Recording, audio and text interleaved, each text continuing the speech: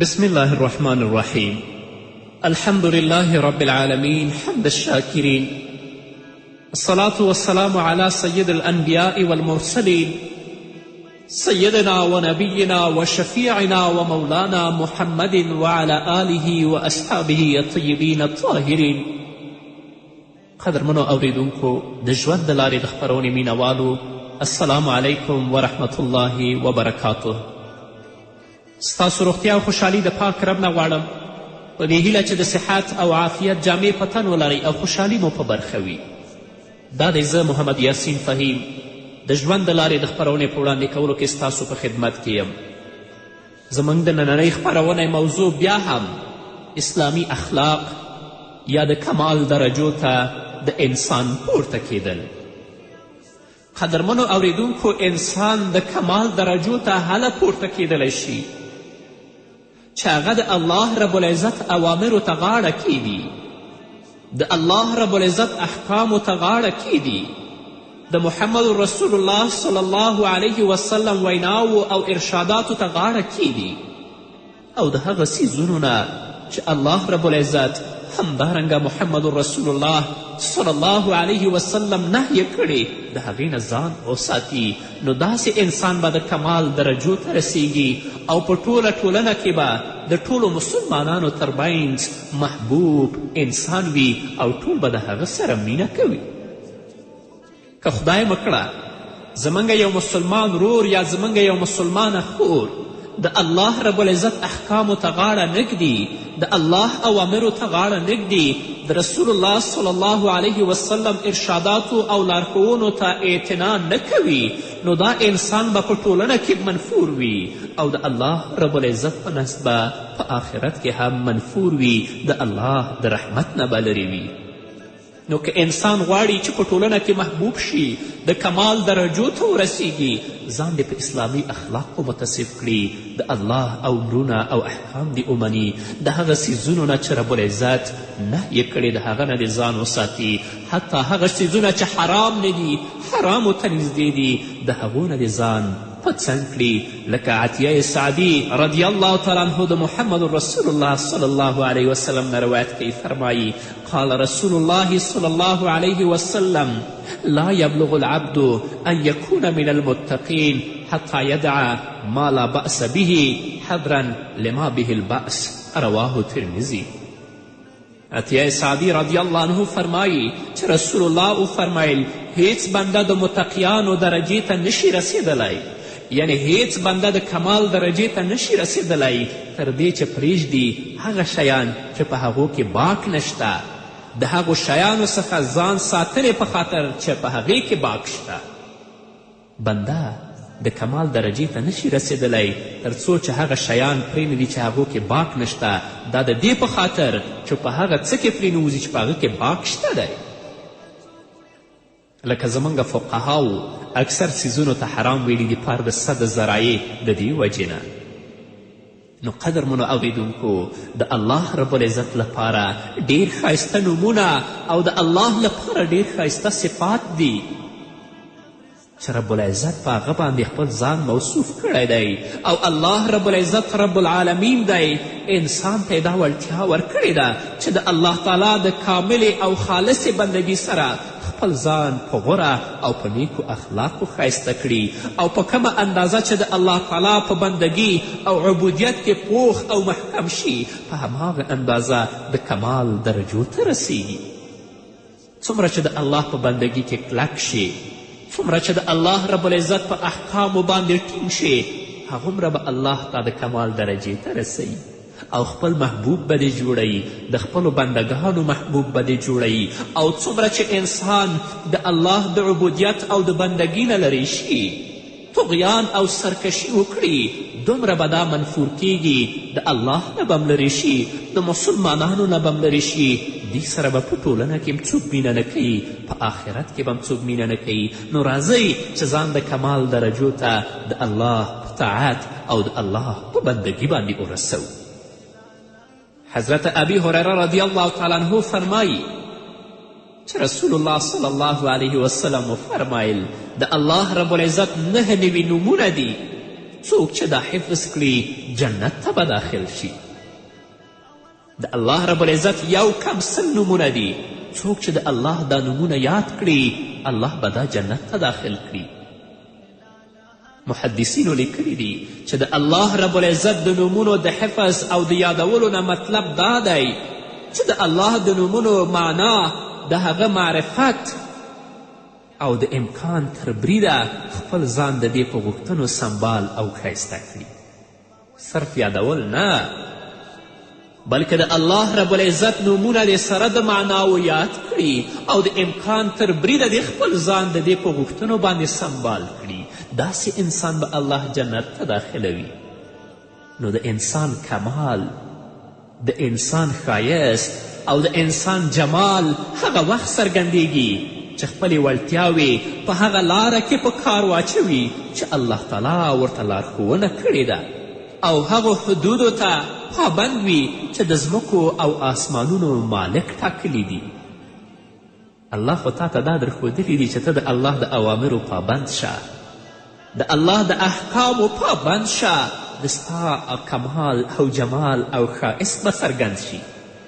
او که هغه انسان د الله د احکامو پابند نه وي، که زموږ خور وي که زموږ ورور وي، تل لپاره په منکراتو، په فجعې او په بدبختیو کې اخته وي، د هغه کمال او جمال دې څرګند نه دی. هغه په ټولنه کې او د الله رب العزت په نزد باندې مبغوض دی. د الله رب العزت لوی نعمتونه دي په موږ او تاسو باندې قدرمن اورېدونکو.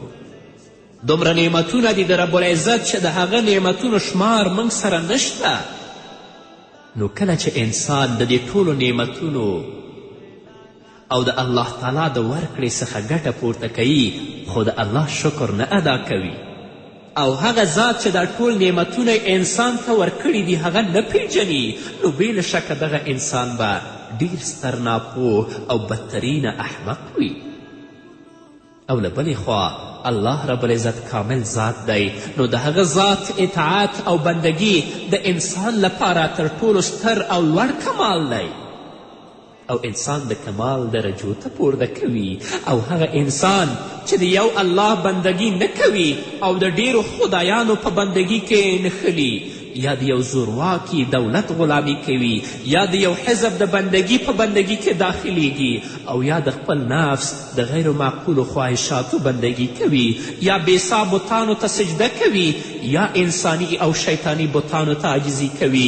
یعنی د یو الله د بندگی څخه وتل، د بېشمېره دروغجنو خدایانو په بندگی کې داخلیدل، دا واقعا ډیر لوی جرم دی او انسان په هلاکت او په بدبختی کې غورځوي.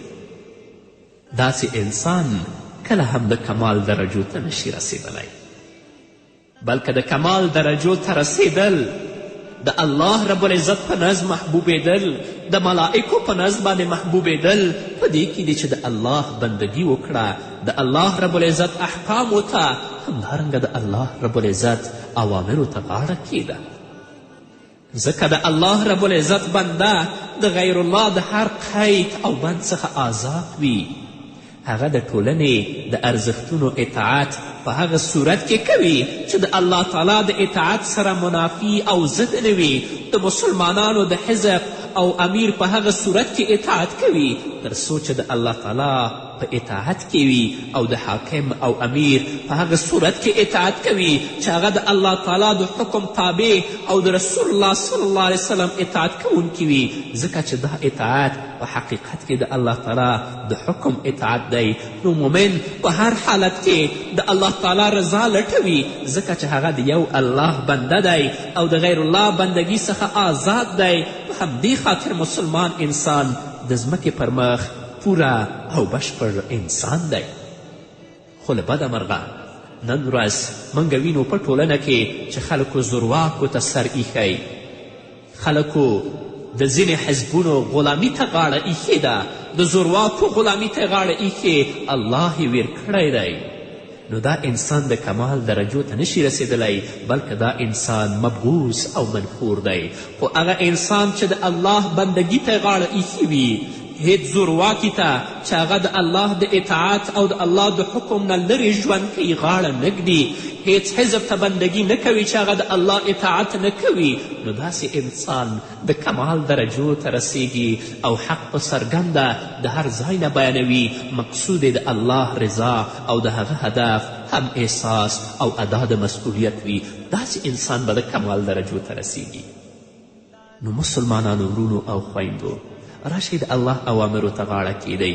که غواړئ چې محبوب شئ، که غواړئ چې الله هم د عذاب نه خلاص کړي، که غواړئ چې الله هم په جنت کې داخل کړي، د الله اوامر ومنئ، د الله احکام ومنئ، د رسول الله په ارشاداتو باندې عمل وکړئ، ځکه د دنیا ژوند ډیر محدود ژوند دی، د دنیا ژوند ډیر لنډ ژوند دی. الله ته به درېږو، الله رب العزت به زموږ د عمر، زموږ د ژوند ټولې پوښتنې رانه کوي، بیا به الله ته ځواب نه لرو. د دنیا په مادیاتو، د دنیا په خواهشاتو او د دنیا په لذاتو باندې کله مه دوکه کیږئ. د خپل ټول ژوند کې د الله رضا لټوئ چې الله د ځان نه څنګه راضي کړو، رسول الله په کمې راضي کیږي، زموږ نیکبختي په څه کې نغښتې ده. نو که داسې اوامرو ته متوجه شو نو د کمال درجې ته رسیږو، هم په دنیا کې هم په آخرت کې. په همدې هیله قدرمنو اوریدونکو نور به واورو، خو د یوې دمې نه وروسته. که ځان نفس هوس ته سپاره یا د عقل په لار ولاړئ، ګورئ پام قال الله قال الرسول ته مو ویشه او جنت غواړئ. ګورئ پام که ځان نفس هوس ته سپاره یا د عقل په لار ولاړئ، ګورئ پام قال الله قال الرسول ته مو ویشه او جنت غواړئ. ګورئ پام نشي دا ځان غولوئ، د شیطان به نه منئ. ګورئ پام که جنت او دین ګټئ، تکلیفونه به ګالئ. ګورئ پام نه چې خوب غفلت کوئ او خدای هم خوشحالوئ. قدرمنو اوریدونکو، بیا هم زموږ سلامونه او نیکې هیلې ومنئ. که چیرې انسان په ټولو هغه اوامرو او آدابو کې چې الله نازل کړي دي غور او دقت او فکر وکړي، نو په څرګنده به وویني چې دغه ټول قوانین او آداب الله رب العزت د انسان د اصلاح او د انسان د هوساینې دپاره رالیږلي دي، او دغه د کمال او همدارنګه د اوچتیا او د لوړتیا وسیله ده. زه به یو څو مثالونو تاسو ته وړاندې کړم. اول کله چې مسلمان ارګیمای کوي باید خپل لاس په خوله کیږدي. آیا دغه طریقه چې نبی کریم صلی الله علیه وسلم یې لارښوونه کړې ده ډیره غوره او کامله ده، یا دا چې خپله خوله خلاصه پرېږدي او نور خلک ورته وګوري؟ ګورې دا د دین آداب دی چې الله نازل کړی، رسول الله موږ ته ویلي دي، په دې باندې انسان د کمال درجې ته رسیږي. دویم، کله چې مسلمان پرنچای کوي خپل لاس پر خپل مخ باندې ږدي، آیا دا طریقه بهتره او غوره نه ده؟ یا دا چې لاس په خپل مخ باندې او پوزې باندې کیندي خلاصه پرېږدي چې د دې د پوزې قطرات نورو ته ورسیږي؟ نه، دا غوره نه ده. که غواړې چې د کمال درجو ته ورسیږي د رسول الله او د دین ارشادات ومنه. همدارنګه مسلمان په ډیر متانت او تواضع قدم اخلي، مسلمان په ډیر عاجزي قدم اخلي او په لاره ځي. آیا دا غوره ده یا دا چې په تکبر روان وي او ځان تر نورو لوړ ښکاره کړي؟ نه، دا بهتره ده چې انسان ډیر په تواضع او په عاجزي باندې قدم واخلي، نو په دې طریقو باندې ته د کمال درجې ته رسیږي. همدارنګه کله چې زموږ خویندې مسلمانې خویندې د کوره وځي باید ډیر په ستر کې، ډیر په حجاب کې او په داسې طریقه چې د هغو د پښو د څپلیو آواز څوک وانه اوري. دا دوی دپاره عزت دی. که دا عزت دی چې د کوره بې حجابه د کوره په داسې طریقه باندې وځي چې هغو خوشبویي احساس ټول خلک کوي او د پښو او د بوټانو آواز یې ټول اوري، دا ښه ده که دا ښه ده؟ نو خورې که ته غواړې چې د کمال درجې ته ورسیږې، د الله محبوبه شې، د خپل د کورنۍ محبوبه شې، د مسلمانانو محبوبه شې، نو د الله اوامر ومنه، د محمد رسول الله صلی الله علیه وسلم ارشادات ومنه، په اسلامي جامه کې ځان راونغاړه، په هغه څه باندې ځان سینګار که چې دین تا ته د هغې لارښوونه کړې ده. بل مسلمان هیچ چاته د ضرر رسولو لامل نه کیږي. د چا په نفس، د چا په مال او د چا په آبرو باندې تیری او تجاوز او زیاتی نه کوي. آیا دا غوره ده یا د خلکو په مالونو، ځانونو او عزتونو تعرض، زیاتی او تجاوز کول؟ نو که غواړې چې د کمال درجې ته ورسیږي، د چا په نفس، د چا په مال، د چا په آبرو باندې تیری مه کوه. دا د مسلمان صفت دی که زموږ مسلمان ورور وي او که زموږ خور وي. او هغه انسان چې تل لپاره د هغه سترګې د خلکو په مالونو، د خلکو په عزتونو او د خلکو په آبرو باندې وي، هغه انسان چیرته هم د کمال درجې ته نشي رسېدلی، بلکې هغه انسان په دنیا کې هم ذلیله او په آخرت کې هم ذلیله دی. نو زما مسلمان وروره، د خپل عزت ته متوجه شه، د خپل مال ته متوجه شه، د خپل آبرو ته متوجه شه.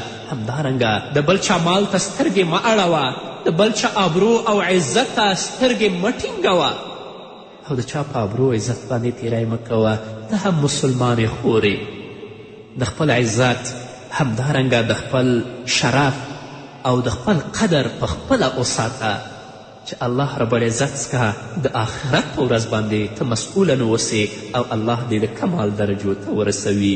نو بې شکه قدرمنو اوریدونکو، هر هغه آداب او اخلاق چې الله تعالی خپلو بندګانو ته نازل کړي دي، چې نمونه ما تاسو ته بیان کړه او د دې پیروي حکم یې کړی دی، سراسر کمال دی.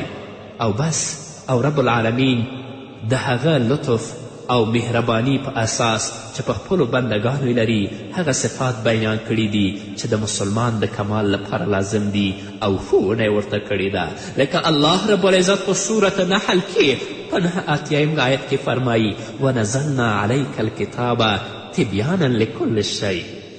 الله وایي رسول الله ته موږ دغه کتاب پر تا نازل کړی دی چې په ډاګه ښکاره د هر شي څرګندونکی دی. قرآن موږ ته هر څه راښودلی دي او د دې کاملو او هر اړخیزو لارښوونو په زده کولو سره چې په هر یوه کې د انسان کمال نغښتی دی. حقیقي مسلمان تر مخلوقاتو لوړ او غوره دی او د ډیرو غوره اخلاقو درلودونکی دی. د دې سره سره چې اسلامي اخلاق کامل، هر اړخیز او پورته دی او دا ډیر په واقعیت ولاړ او د تطبیق وړ دی. ځکه ټول هغه قوانین چې الله د بشر لپاره نازل کړي دي د انسان توان سره سم او د عمل وړ دي. د ستا د توان او د قدرت نه بره الله په تا باندې څه شی نه دي لازم کړي، بلکې الله په هغه شي باندې ته مکلف ګرځولی چې ته د هغه توان او وس لرې. نو کم آداب او کوم حقوق چې د دین الله تا ته بیان کړي، هغه ستا د کمال لپاره دي چې ته د کمال درجو ته پورته شي. که د دې نه دې سرغړونه وکړه، بیا د کمال درجو ته نه یې پورته، بلکې انسان دلته د حیواني صفت سره یو ځای کیږي او الله هغه ته د حیوانیت خطاب کوي. الله رب العزت انسان مکلف کړی د هغه وس او توان مطابق، لکه چې فرمایي په صورت حج کې: وما جعل علیکم فی الدین من حرج. او په دین کې په تاسې څه تنګي نه ده راوستې. همدارنګه الله رب العزت په صورت بقره کې په 115 آیت کې فرمایي: یرید الله بکم اليسر ولا یرید بکم العسر. الله پر تاسې اسانتیا راوستل غواړي، سختی راوستل الله په تاسې باندې نه غواړي. همدارنګه الله په صورت بقره کې په 286 آیت کې فرمایي: لا یکلف الله نفسا الا وسعها. الله هیڅ نفس ته د هغه له وسې نه پورته مسئولیت نه متوجه کوي. نو کم اوامر او کم آداب او حقوق چې الله په تا باندې لازم کړي، هغه ستا د وس مطابق دي. راشه هغه ته غاړه کښېږده مسلمان وروره، زما مسلمانې خورې، دا ستا د کمال وړتیا ده او په دې باندې به ته د الله رب العزت محبوب، د ټولنې محبوب ګرځې او د کمال درجو او پوړیو ته به پورته کیږي. نو قدرمنو اوریدونکو، که چیرې د اسلام یو حکم او امر ته غور او دقت وکړو، نو وینو چې هر یو یې په داسې حال کې چې د مسلمان د اصلاح او خیر وسیله ده، ټول یې که عبادات دي یا معاملات دي یا اخلاقی قوانین دي او داسې نور ټول د انسان د توان او استعداد سره سم دي او مسلمان کولی شي په ډیره آسانی او سهولت سره د هغو سره سم عمل وکړي. لکه تاسو وګورئ روژه چې په هر کال کې 1 میاشت مسلمانانو باندې فرض ده چې د سبا راختلو څخه تر لمر پرېوتلو پورې روژه ونیسئ. خو هغه زموږ ورور چې مسافر وي یا هغه زموږ خور چې مسافره وي یا هغه مسلمان ورور او خور چې مریض وي یا همدارنګه شرعي مشکل ولري په هغو باندې د روژې نیول واجب نه دي. نو کله چې مسافر راغی خپل کور ته مریض شفا ومونده زموږ د خویندو مشکل حل شه کولی شي چې څومره روژې یې خوړلي دي د هغو قضایي راوړي. همدارنګه زموږ هغه خویندې او پلرونه او میندې چې هغه ضعیفه دي ډېرې زیاتې او د روژې د نیولو توان نه لري د اسلام مقدس دین هغو ته امر کړی چې تاسو روژه وخورئ چونکه د روژې د قضا توان هم دوی نه لري. نو بیا اسلام وایي چې دوی دې فدیه ورکړي. نو موږ تاسې وینو په دې مثال کې چې تر څومره اندازې پورې سهولت او آسانی د الله رب العزت په بندګانو مراعات شوې ده.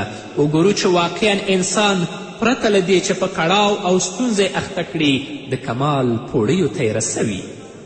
نو د الله رب العزت په وړاندې د انسان د بندگی ثبوت او د انساني لوړتیا د کمال مظهر دا دی چې انسان خپل دینی او شرعي دندې او مسئولیتونه ادا کړي، یا په بل عبارت د انسان د کمال بهترین او انظور او د کامله بندگی همغه ده چې د هر حقدار حق په کامله توګه ادا کړي، چې هغه د الله تعالی په انسان حق دی، یا د مور و پلار حق دی، یا د میړه حق په ښځې باندې، همدارنګه د ښځې حق په خاوند باندې، همدارنګه د انسان د خپلوانو حقوق، د ګاونډیانو حقوق، د کسب او د وظیفې حقوق. نو که انسان دا ټول مراعت کړي او د الله رب العزت اوامرو ته غاړه کیږي دا به د کمال درجو ته رسیږي، په ټولنه کې به محبوب ګرځي، کولی شي چې ټولنې لپاره بیا خدمت هم وکړي. او که خدای مکړه زموږ مسلمانان ورونه او خویندې په خواهشاتو کې اخته وي، د الله ویره د هغوی په زړونو کې پرته نه وي، د دنیا مادیاتو او د دنیا لنډ ژوند دوی دوکه کړي اوسیږي، نه هغوی کله د کمال درجو ته رسیدلی شي او کله چا لپاره خدمت کولی شي. نو په دنیا کې هم مبعوث او په آخرت کې به الله رب العزت خپل حساب ته درولي، هلته به بیا خلاصون هم نه لري.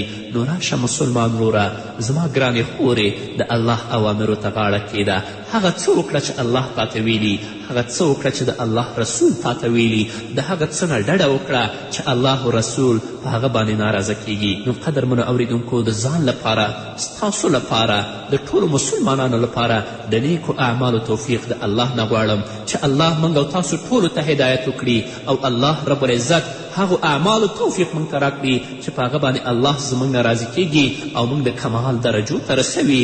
د هغو کړنو او د هغو اعمالو نه د الله زموږ خویندې او ورونه وساتي چې په هغه باندې الله زموږ نه ناراضه کیږي او الله رب العزت په موږ باندې په غضب کیږي. په همدې هیله نو قدرمنو اوریدونکو دا وه زموږ نننۍ خپرونه چې ستاسو درانه حضور ته وړاندې شوه. تر بلې خپرونې پورې چې زه بیا هم ستاسو درانه حضور ته راځم، تاسو ټول په پاک رب سپارم. پاتې ژوندم نیکمرغه، ښاد، بریالي او کامیابه اوسئ. ګورئ پام که جنت او دین ګټئ تکلیفونه بګالئ، ګورئ پام نه چې خوب غفلت کوئ او خدای هم خوشحالوئ. ګورئ پام نشئ ښکار د هوسونو د پردو د سازشونو، ګورئ پام هسې نه چې مو بیا نیسي شهیدان له ګریوانونو، ګورئ پام امتحان کې ولویدئ اوس پښې ټینګې لګوئ، ګورئ پام امتحان کې ولویدئ اوس پښې ټینګې لګوئ، ګورئ پام که جنت او دین ګټئ تکلیفونه بګالئ، ګورئ پام نه چې خوب غفلت کوئ او خدای هم خوشحالوئ. ګورئ پام که ځان نفس هوس ته سپارئ یا د عقل په لار لاړئ، ګورئ پام قال الله قال الرسول ته مو ویشه او جنت غواړئ، ګورئ پام که ځان نفس هوس ته سپارئ یا د عقل په لار لاړئ، ګورئ پام قال الله قال الرسول ته مو ویشه او جنت غواړئ، ګورئ پام نشي دا ځان غولوئ د شیطان بنه منئ، ګورئ پام پام کا جنت او دین ګټي تکلیفونه بګالي ګورئ پام نه چې خوب غفلت کوي او خدای هم خوشاله